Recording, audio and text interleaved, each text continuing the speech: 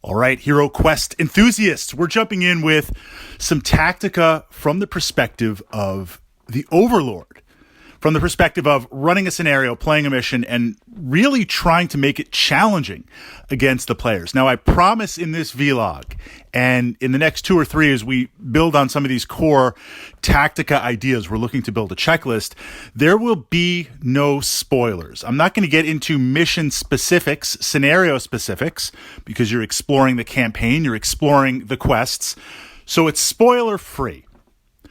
Jumping in, what's interesting, if you're coming from a role-playing perspective, a role-playing RPG perspective, jumping into HeroQuest, the game master, the dungeon master, the person running the scenario, it is your job to destroy the heroes. You represent the forces of darkness. You are there as Zargon to destroy the heroes, to destroy the other players. So there is nothing wrong. There's nothing wrong in using really, really brutal and effective tactics to decimate them. This is not a co-op. You are there to win. And this is an interesting contrast between many RPG board games where the game system itself runs, the engine, the DNA runs, and it's a true co-op game. An example would be something like Runebound or jumping into Zombicide Black Plague, where it's all of you versus the system. You are there to be brutally effective. So that's kind of the first place, because we're going to look at, within the rules, some of the best practices. And some of these best practices can be a little bit brutal, but it's all good. You're coming into my dungeon. I'm going to give you a good game. I'm going to do my best to really, really destroy you. And the advantage also in building this checklist is that if you make it a very, very tough, close game, even if they complete the scenarios, it's going to cut down on some potions and some other consumables and really try to prevent the heroes, if you're playing in a campaign, to acquire massive amounts of gold and massive amounts of items. So there's the duality as the dungeon player, scenario builder, to not only try and stop the party cold, stop the heroes cold, but also get them to expend the most that they can in every quest. So let's jump in. HeroQuest is a game, first and foremost, of exploration. Exploration in that we have the board out, and it is line of sight as you reveal. You don't really know how big or small the dungeon is, and you don't know the full placement of where the monsters are, where the treasure is, or in many scenarios, again, spoiler free, where the end boss is going to be, where the artifact is going to be, where the scenario points that you need to hit, where the exit is going to be. So it is a hidden game in that as the players explore with line of sight, doors are revealed, you kick down a door, furniture is revealed, monsters are revealed. Players, if we look at a number of plays, the way that many new players approach HeroQuest is that they'll just kind of have the players wander around. And maybe the players wander directly into the main room, the main scenario. Maybe they take a different way of doing it, or maybe they go through the entire dungeon, right? Those are 3 scenarios. You just kind of get lucky, first mission, or half lucky, or totally unlucky in that, you know what, it was the first door, but you went past it and you unlocked every other door and you completely missed it. That can happen also. But if we take those 3 scenarios and we break it down to the middle, there's going to be a fair amount of exploration in each scenario, but there's also going to be an equal or about half amount of stuff that is not explored. We want to encourage the players to explore everything. Now, yes, they might potentially get more gold. They might find more items. Yes, but it's also a chance in doing that, if it's not a fixed treasure like with a chest, if they search, as the search deck goes through, because remember with the search deck, it's a mixture. Good stuff and bad stuff. Let's just leave it at that because I don't want to give any spoilers away again. As you go through and you encounter the good stuff, the bad stuff is still in the deck. And the one thing that you can count on is the greed of the players, myself included. When I'm a hero, I want to explore everything. I mean, I'm looting everything. That's one of the appeals of a dungeon-esque game, a dungeon crawler game. So I want to encourage the players to chew through that deck have some bad stuff happen, monster spawns and traps and things like that, that's free actions on my part. That's free combat. Because for the most part, combat in HeroQuest happens when you enter a room. And it's controlled in that the players get to go first. The players have an advantage. Traps and random monster spawns, they happen as interrupts. They happen as outside of that. So it's more of a chance for me to get stuff on the table to really punish the players. It also forces them to use consumables. So it's in our best interest to have them hit up every single room. So how do we do that? We do that by strategic use of the monsters. And the monsters tactically. At its core, HeroQuest this is the charm of the engine. It's a killy game, right? You have your heroes, I have my monsters, I run up and I try and, beat your defense with my attack and I try and kill you. Most of the monsters in the game are just fodder. They're there for narrative. In that, do they really pose a threat to the heroes? And this isn't a criticism. I mean, there's a hierarchy in a dungeon. Zargon's got his just kind of trash mobs to fight, any type of dungeon-esque game. And then there's lieutenants and more powerful monsters. And hopefully with the powerful monsters, you have weakened the party somewhat before you face them. But admittedly, most of the monsters are just trash mobs. That doesn't mean they're not dangerous. And we're going to talk about controlling the random and embracing the random in a second. So we're going to build that checklist. But the way that many of us play HeroQuest is what I call blasting the dice. Meaning a monster spawns, heroes go, they take out the first monster. My turn to activate. I've got an orc. Blasting the dice is I'm just going to try and run up and just smash you with my Morning Star or hit you with my scimitar. Maybe I am able to attack the elf or attack the wizard.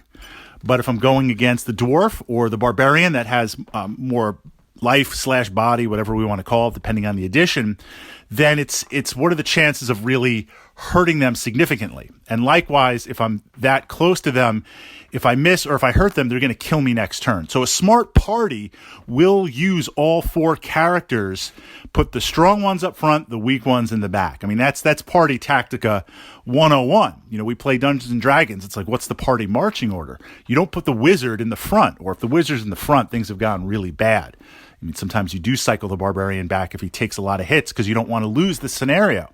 But for the most part, the strongest players are towards the front. So if I have that orc, what about running away? What about if there's an opening or a way to move past, to run away and have the monster run down the rest of the dungeon? I'm trying to think of a scenario again without any spoilers. So let's just kind of imagine this. You descend down the steps, you kick open the first door, and it reveals that long hallway on the bottom of the board. And let's say we spawn two doors, but the game also corridor moves around the corner to the left. So there's going to be more stuff around the left, but you're not quite there yet. If I pull that monster and I'm able to run and completely run away and run around the corner, it's going to encourage you to follow. Most players will follow monsters. And if you don't follow the monster, that's better for me, because now that's a monster that is in play I have ready to utilize, so that as more monsters come into play, I already have that stack of monsters. So it's kind of a win-win scenario. So sometimes if the monster's really weak, can you use it to lead the party deeper into the dungeon? Now, occasionally, and I say occasionally because you learn very, very quick from the perspective of the adventurers, you need to stick together. You're in a dungeon. We got crazy stuff going on. You need to stick together. But sometimes there's that quest for glory. I'm not immune to it. Or if it's a greedy player, they want everything, they'll break off. They'll move. Some players are like, I need to killy and eliminate everything. Great, fantastic. Run after that goblin. Run after that orc. Make it happen. So we can sometimes encourage the players to split off. This is tactically using the monster. Because what am I really going to gain? An orc spawns. Let's say, they kick down the door. They're conservative. The orc spawns, and I can run past the players and move in that direction. Well, okay, I can probably attack. Maybe I get lucky. Maybe I don't. But I can move and now extend myself. So I'm not saying don't attack. But if there's an opening to run away, run away. Now, is that like the orky thing to do? Well, look, they have their orders, and Zargon is or Morkar, depending on the edition, is telling them what to do magically, or the Overlord is. So let's make that happen and see what we can do. That will encourage the players to explore the entire dungeon. This is where greed comes over. If you see a door, right? HeroQuest is not a character leveling up system. It's an item leveling up system. So compared to other RPG board games where if you get experience, you flip the card, now you're more powerful, or you unlock some skill trees or some feats, HeroQuest is about the coins. It's about finding stuff in the dungeon and spending stuff next game. So before the next adventure. So it's in your best interest as a player to unlock everything. Everything that unlocks gives me a chance to deplete you or to kill you. So we want to encourage that. Now let's finish the third point on the Tactica checklist here, the idea of random. So it is a dice-based game. It is a dice-based game. Depending on the monster strength, the dice I attack, and how you roll, we get an idea of odds, the chances. Will I really be able to break through your defense and hurt you? Will I be able to cause enough damage to bring down your wounds where now you have to life points, body points, whatever, pull back from that perspective? Some monsters will do this more than others, but even the weakest monster, and we've been there. If you've played HeroQuest, if you've played any type of board game that's dice-based without any modifiers to change the dice, look, I could roll legendary. You could casually roll, no problem, baby cakes, you got this, and just you block nothing, and you're like, what the heck happened? That goblin tickled me, and just, that's it. I'm in trouble. That can happen. The way that happens, if we look at it, and I'm able to do that once or twice. If I throw 2 goblins at you, is it going to happen in a game? Probably not. If I throw 10 goblins at you, at some point it will. So in HeroQuest fashion, the more you roll the dice, the more chance for bad things to happen. So just by being able to spawn monsters and encourage them to explore every single room, that increases the chances of just me getting that legendary roll and killing the party. So tactically using the monsters to position, to run away, to drag things out, and make it as challenging as possible with what you have against the players, as opposed to just kick open the door, 2 goblins spawn, and run up and kill you. We also want to look at this final idea that while the game is skewed towards favoring the heroes in many quests, in most quests, again, no spoilers, there is some sort of boss monster, lieutenant type monster. That's your shot, your last shot to really stop the party, to really kill the party. Because not only is there a quest item or a checkpoint that they're going to achieve automatically, this is your most powerful piece. And the usual tactic, of course, ganking up on the weakest, positioning, trying to use other minions to block while the boss can attack. All that is important, and we're going to jump into that in part 2.